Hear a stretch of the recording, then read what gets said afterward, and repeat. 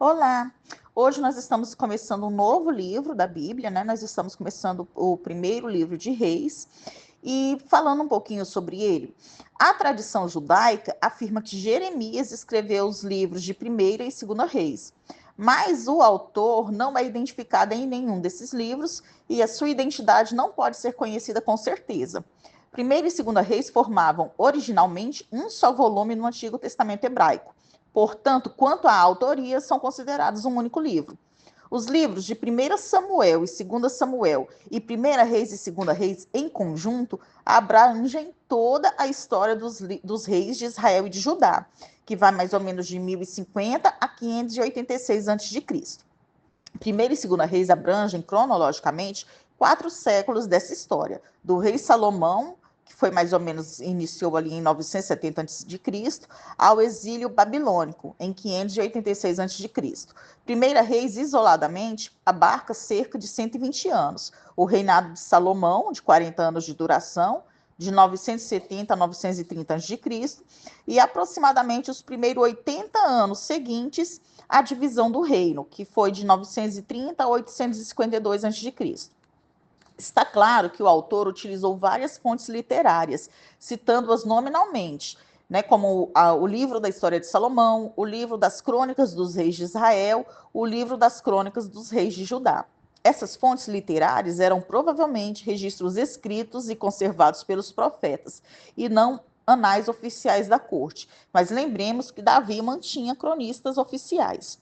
Primeira e Segunda Reis foram escritos para prover ao povo hebraico do exílio babilônico uma versão bíblica da sua história e assim compreenderem por que a nação dividiu-se em 930 a.C., por que o reino do norte, Israel, caiu em 722 a.C. e por que o reino davídico e Jerusalém caíram em 586 a.C. Os livros de Reis salientam que a divisão e o colapso de Israel e de Judá foram uma consequência direta e inevitável da idolatria e da impiedade dos reis e da nação como um todo. Tendo em vista esse fato, os livros abordam o sucesso ou fracasso de cada rei, de conformidade com sua fidelidade ou infidelidade a Deus e ao pacto. Esta perspectiva bíblica tinha por objetivo fazer com que os cativos repudiassem para sempre a idolatria, buscassem a Deus e cumprissem seus mandamentos nas gerações futuras. Três características principais distinguem Primeira Reis. Primeiro, ela apresenta os profetas como os representantes e porta-vozes de Deus diante dos reis de Israel e Judá, né? Nós vamos ver que vão citar Aías, Semaías, Micaías e principalmente Elias. Segundo, salienta a profecia e o seu cumprimento na história dos reis, pois registra numerosas vezes o cumprimento de profecias proferidas. E terceiro, inclui uma elevada soma de dados cronológicos sobre os reis de Israel e de Judá, cuja sincronização às vezes é muito difícil. A resolução satisfatória da maior parte desses problemas depende de reconhecermos os casos de prováveis reinados coincidentes em parte com outros e de corregências de filhos com seus pais. Ao compor um relato coerente e significativo do passado da sua nação, o escritor bíblico prestou um serviço inestimável para todo aquele que deseja compreender essa era importantíssima na história de Israel. Mas considerar Reis como nada mais que história da monarquia seria despojar o livro de seu valor teológico, pois não é somente uma história, mas também uma obra de teologia, uma reflexão sobre os procedimentos de Deus para com o seu povo Israel. Agora nós vamos estudar os capítulos 1 a 3 do livro de 1 Reis, começando pelo capítulo 1. Versículos 1 a 4 do capítulo 1. No início de 1 Reis, Davi estava com cerca de 70 anos de idade. A ideia era procurar uma jovem para ajudar Davi, pois acreditava-se no valor curativo de se juntar um corpo humano aquecido e saudável a um corpo enfermo. O propósito era apenas prover calor e cuidado. Assim, seria uma serva, uma criada, para transmitir ao velho rei o calor da juventude, mas não seria considerada esposa ou concubina. Mas esse tipo de cuidado levou a se pensar que Davi não tinha mais o necessário para governar Israel. Versículos 5 a 7 do capítulo 1. Provavelmente o filho mais velho de Davi, já que não temos registro do que aconteceu com Quileabe, filho de Abigail. Adonias pode ter pensado que sucederia a seu pai, já que em Israel se preferenciava o primogênito ou o mais velho em questões de herança. Nessa época, entretanto, não havia costume algum ou lei que ditasse quem seria o sucessor de um rei, além da própria decisão do monarca. Parece que Adonias já vinha proclamando seu futuro reinado e estabelecendo sua comitiva para tomar o trono. Também parece que Davi já tinha prometido a Batseba que Salomão seria rei. Então a sucessão ficou, de certa forma, confusa, pois com certeza Davi sabia da movimentação de Adonias e nada fez para pôr um fim. Inclusive o texto registra que Davi nada negava a Adonias. E Adonias tinha um grande apoio em Joabe, comandante do exército do rei, a quem Israel sabia que era um homem valente e leal ao rei. Versículos 8 a 10 do capítulo 8. Adonias não tinha o apoio de Zadok, que era sacerdote junto com Abiatar, nem de Benaia, que era o comandante dos estrangeiros que apoiavam Davi e atuavam como membros da guarda pessoal de Davi. Natã foi o profeta de maior proeminência durante o reinado de Davi e ele não apoiava Adonias. Adonias decidiu fazer um sacrifício de oferta pacífica, já que ele havia convidado pessoas e era apenas as ofertas pacíficas que havia celebração em que se partilhava comida. Era como se fosse uma coroação improvisada, em que tinha um militar, um sacerdote, um cenário espiritual e que excluía todos aqueles que Adonias sabia que não o apoiavam. Versículos 11 e 12 do capítulo 1. As rainhas mães podiam desempenhar um papel de influência nos negócios do Estado. Na qualidade de mãe de Salomão, Batseba tinha grande interesse em fazer com que Adonias fosse frustrado em seus planos de tornar-se rei. Visto que os aspirantes ao trono no Antigo Oriente procuravam consolidar suas próprias posições, eliminando todos os rivais em potencial, o conselho de Natã transmitia um senso de urgência para salvar a vida de Batseba e de Salomão. Versículos 13 e 14 do capítulo 1. O conselho de Natã tira proveito da ambiguidade, da instabilidade inerentes durante uma tentativa de golpe. Na realidade, Davi continuava sendo rei, mas as palavras de Natã lembram o fato de que Adonias também havia reivindicado publicamente essa posição. Ao aconselhar para que tanto Batseba quanto ele mesmo fossem falar com o rei Davi, Natã pretendia deixar claro a gravidade da situação ao rei muito velho. Versículos 15 a 21 do capítulo 1. Batseba lembrou ao rei que ele havia feito um juramento. Na antiga nação de Israel, um juramento feito em nome do Senhor constituía-se numa obrigação sagrada e, como tal, era considerado inviolável. Ela também ressaltou que ela e Salomão seriam considerados transgressores se Davi não agisse. Somente uma declaração pública de que Salomão seria o sucessor de Davi como monarca seria suficiente para fazer retroceder a rebelião de Adonias. Versículos 24 a 28 do capítulo 1. Natã chegou em seguida e reforçou o que Batseba tinha falado a Davi. Natã diz que ou Davi tinha afirmado em particular que Adonias seria seu herdeiro autêntico, e desta forma Natã, Zadok e Benaia seriam afastados, ou Davi não tinha feito isso, e assim sendo Adonias se havia rebelado contra seu próprio pai. Com o devido tato, Natã aludiu ao perigo que ele próprio, Batseba, Salomão e os oficiais leais a Davi estariam correndo, pois não foram convidados por Adonias. Batseba foi chamada de volta ao quarto para ser informada do que Davi iria fazer. Versículos 29 e 30 do capítulo 1. Salomão seria o descendente por meio de quem Deus cumpriria a sua promessa de estabelecer o trono do reino de Davi para sempre. Versículos 32 e 34 do capítulo 1. Mulas e burros eram usados como montarias da realeza em Israel, e usar a mula de Davi era uma declaração pública de que Davi tinha escolhido Salomão como herdeiro. A fonte de Gion foi escolhida porque estava localizada a cerca de 800 metros ao norte da fonte de Rogel, onde Adonias estava, e era uma das principais supridoras de água de Jerusalém. Devido à topografia, a fonte de Rogel não era visível de Gion. No entanto, as duas fontes estavam a uma distância em que era possível ouvir sons provenientes uma da outra. Zadok tinha um revestimento espiritual e legal para ungir Salomão como rei. O tocar das trombetas e os gritos de vivo rei Salomão eram uma celebração pública da nova posição de Salomão como príncipe coroado e seria ouvido em Rogel. Versículo 35 do capítulo 1. A coroação de Salomão era legítima pela ordem do monarca reinante, pela unção através das mãos dos líderes religiosos, que era símbolo do favor divino, pelo poder da guarda real, liderada por Benaia, e pela aclamação do povo, que gritaria vivo rei Salomão. Versículo 40 do capítulo 1. O povo que acompanhou celebrando provavelmente era das classes que se beneficiariam de vários dos novos rumos que estavam surgindo no reino. Como Davi tinha consolidado o território, já não buscavam um rei guerreiro, mas um sábio e homem de negócios bem-sucedido. Tinha ainda outras mudanças acontecendo na sociedade hebreia, como o fato de que a autoridade central e a burocracia real estavam suprimindo o poder das autoridades locais das tribos e dos líderes de famílias. Havia a tendência de um novo exército que usaria carruagens, o que diminuiria o serviço militar obrigatório, mudando a identidade e a habilidade das forças militares hebraicas. Tanto para o bem como para o mal, o governo de Salomão intensificaria esses novos rumos. Versículo 41 do capítulo 1. As coroações conflitantes estavam acontecendo a cerca de 500 a 800 metros uma da outra, uma em Gion, a outra em Rogel, gerando um desassossego no grupo de Adonias quando ouviram o ruído da coroação de Salomão. Versículos 42 a 48 do capítulo 1. Jonatas era filho do sacerdote Abiatar, e ele, junto com Aimaas, manteve Davi informado dos movimentos de Absalão na época da rebelião. Agora, seu pai estava do lado de Adonias, em oposição à vontade do rei Davi. Jonatas detalhou os pormenores da coroação de Salomão, mostrando que somente uma força maior poderia reverter as ações de coroação de Salomão. Os seguidores de Adonias não estavam dispostos a lutar por Jerusalém, principalmente porque Davi havia falado, confirmando o novo rei, do mesmo modo que o juramento público de posse legitima o titular de um cargo em nossa época. Por fim, Davi ainda estava vivo e era muito amado pelo povo. Versículos 49 a 53 do capítulo 1. O golpe de Adonias fracassou, pois o povo de Jerusalém aceitou a coroação de Salomão e os seguidores de Adonias não queriam entrar em guerra com a guarda real.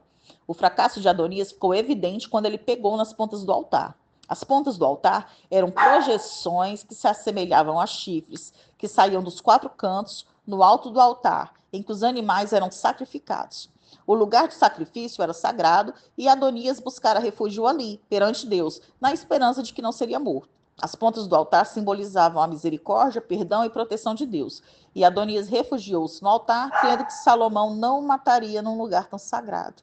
Agora nós vamos estudar o capítulo 2, versículos 1 a 4 do capítulo 2. Davi, tal como Jacó, Moisés, Josué e Samuel antes dele, fez um discurso final antes da sua morte. Esses discursos assinalavam a transição de uma era para outra, bem como a transferência de autoridade. Davi era apenas um homem e também veria a morte. Davi deu instruções para que Salomão tivesse coragem e fosse forte. Palavras apropriadas antes que uma pessoa se ocupasse de uma tarefa difícil como Salomão teria. Davi admoestou Salomão para que fosse fiel a Deus e assim experimentasse a bênção divina, pois tinha aprendido, mediante árdua experiência e disciplina, que o sucesso e a bênção de Deus dependiam da firmeza nos caminhos e na verdade de Deus. As instruções dadas por Davi a Salomão refletem as promessas de Deus feitas a Davi através do profeta Natã a respeito de sua dinastia.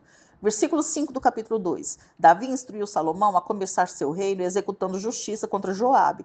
Joabe foi o mais bem-sucedido, mas também foi o menos escrupuloso dos generais de Davi. Davi convocou Salomão para vingar-se dos crimes cometidos por Joabe contra seus rivais, a Abner, filho de Ner, em 2 Samuel 3, versículos 22 a 30, e Amasa, filho de Jéter, em 2 Samuel 20, versículos 4 a 10. E que não deixasse de aplicar a Joabe o castigo devido. A maneira como Joabe apanhou a Abner e a Amasa em uma armadilha e os assassinou foi ilegal.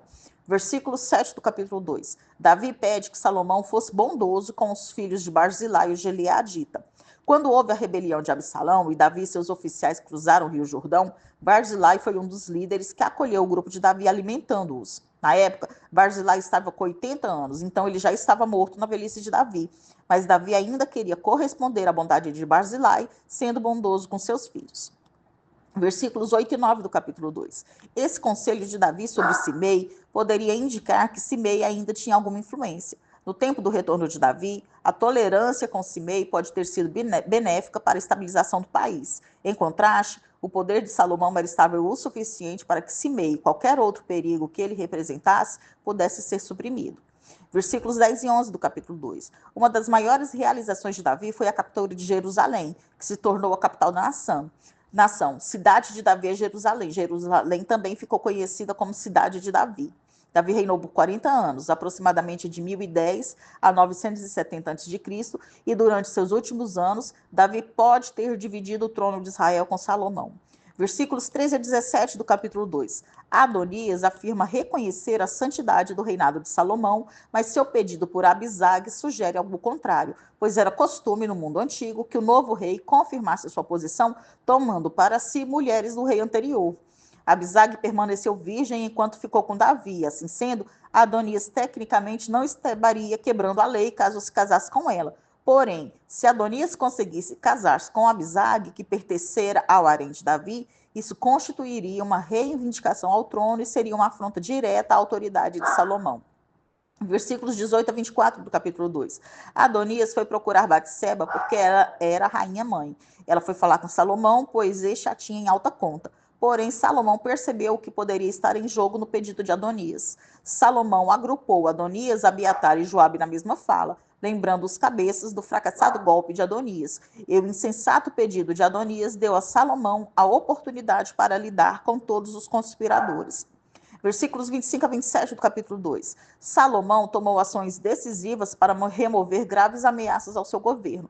Salomão mandou Benaia, chefe da guarda real, matar Adonias, visto que Abiatar, como sumo sacerdote, levara a arca e compartilhara das dificuldades de Davi, Salomão amenizou a penalidade que foi imposta a Abiatar, banindo-o para Anatote, sua terra natal, cumprindo assim a profecia de um homem de Deus, em 1 Samuel 2, versículos 30 a 36, concernente à morte e à remoção dos descendentes de Eli do ofício sacerdotal.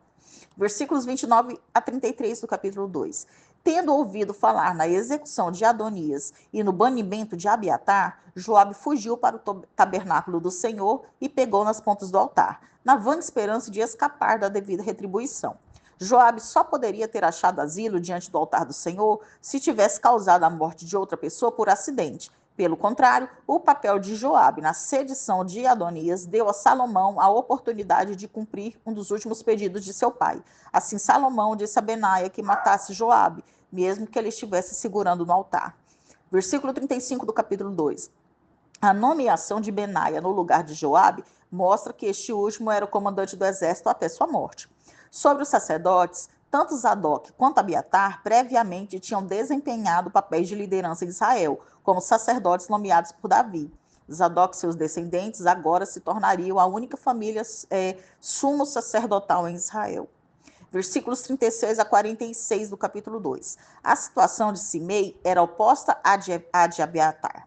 Abiatar constituía um perigo em Jerusalém, onde ele podia interferir na adoração centralizada.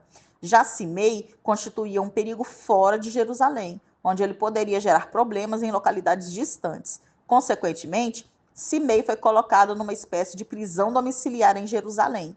Quando Simei violou a ordem do rei, talvez pensando que a preocupação de Salomão tivesse diminuindo após o período de 3 anos, ele foi executado. O ribeiro de Cedron, a leste de Jerusalém, servia como um dos limites da cidade.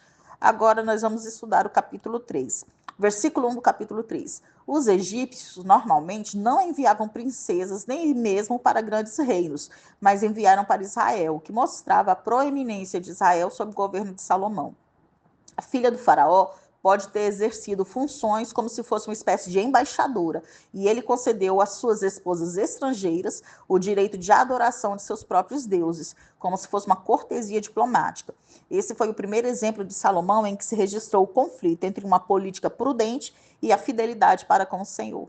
Versículo 2 do capítulo 3. Quando os israelitas entraram na terra de Canaã, eles deveriam destruir todos os santuários dos altos dos cananeus. No entanto, preferiram edificar seus próprios centros de adoração em locais divinamente inspirados. A adoração nesses locais era aceitável pelo Senhor até que o santuário central fosse edificado. Versículo 3 do capítulo 3. Não somente trata-se de lugares altos como colinas, mas também de plataformas construídas para cerimônias religiosas. Estes lugares, inclusive os bosques, eram os pontos prediletos dos cananeus praticarem sua religião pagã, razão porque surgiu o desejo de se realizar o culto tão somente no templo que seria construído. Após a construção do templo do Senhor, a adoração em lugares considerados sagrados se tornou pecado. Versículo 4 do capítulo 3. Os holocaustos serviam como ações de graças e como expiação. Eram o tipo mais comum de oferendas. O animal sacrificado era queimado completamente, excetuando o couro, que ficava com o sacerdote. A quantidade de sacrifícios pode indicar que era uma continuação da cerimônia de coroação de Salomão. Versículos 5 a 9 do capítulo 3. Esse sonho estabeleceu o pano de fundo para o primeiro grande período do governo de Salomão como rei. Quando subiu ao trono, Salomão talvez tivesse 20 anos. Ele era jovem e inexperiente, mas humilde o bastante para reconhecer isso. Salomão pediu um coração dócil e pronto a ouvir, pediu discernimento e entendimento para julgar. Versículos 11 a 14 do capítulo 3. Salomão não pediu os desejos comuns de um monarca oriental, vida longa, riquezas ou a morte de seus inimigos. Isso agradou a Deus, que lhe deu não apenas sabedoria, mas riqueza e honra. No entanto, era necessária uma contínua fidelidade de Salomão a Deus. Versículo 15 do capítulo 3. Em gratidão a Deus, Salomão retornou a Jerusalém, ficou diante da arca, o símbolo central da presença de Deus, e ofereceu holocaustos e sacrifícios pacíficos, que compartilhou com os servos do palácio. Versículos 16 a 22 do capítulo 3. Salomão pediu a Deus sabedoria e logo lhe apareceu um caso difícil. Essa narrativa da disputa entre as duas prostitutas, ambas alegando direitos maternais sobre uma criancinha, veio a ser o exemplo clássico da sabedoria de Salomão. O próprio fato de duas mulheres marginalizadas terem livre acesso ao rei mostra até que ponto chegava a sinceridade do rei quando suplicou sabedoria e discernimento para julgar e dirigir um povo tão numeroso. Versículos 23 a 28 do capítulo 3. Uma tradição jurídica no Antigo Oriente estipulava que se um juiz não pudesse determinar quem era o legítimo dono de uma propriedade disputada, ele teria que dividi-la em partes iguais entre os dois proprietários. A aplicação dessa tradição, neste caso, foi brilhante. O governo de Salomão demonstrou que Deus realmente lhe havia dado sabedoria para fazer justiça. Terminamos aqui o estudo dos capítulos 1 a 3 do livro de 1 Reis.